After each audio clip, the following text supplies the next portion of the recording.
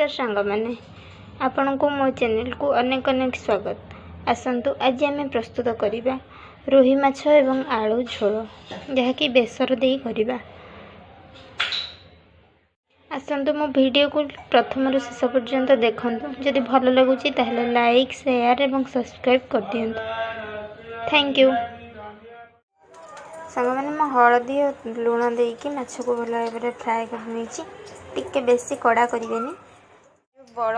जो बड़का तेल थिला एबे से आम आलू भाजवा।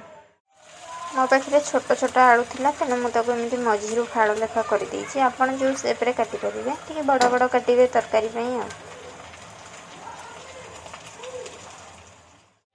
देखो आलू गुड़िक हो गला या बाहर करदे।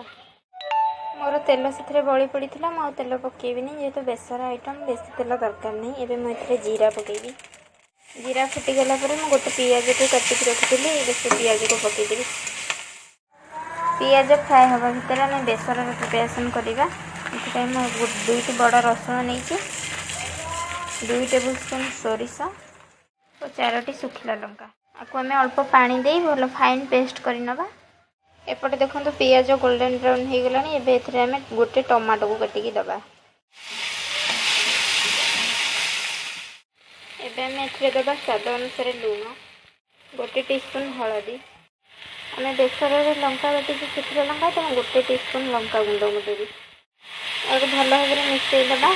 टमाटो भी सफ्ट हो गला। ये बेसर को धोईदबा। बेसर को आम खाली अल्प टिके मिसईदबा और ये पानी देदबा। आवश्यक अनुसार जी आपको ग्रेवी दरकार से हिसाब से पानी देदबा। एबे मुझे भाजिक रखि आलू को पकईदेवी एवं ये तरकारी को फुटा को छाड़ीदबा। आलू गुड़िक सीझा को एवं पानी को फुटा को छाड़ीदबा। तरकारी भलसे फुटीगला। एवं आम दुईटी आंबुल पकेबा टिके खट्टा लगे।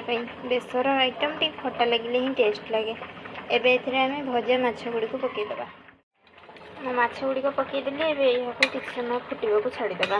माछ को टिके ग्रेवी सहित मिसवा को टिके फुटेबा 2 मिनिट।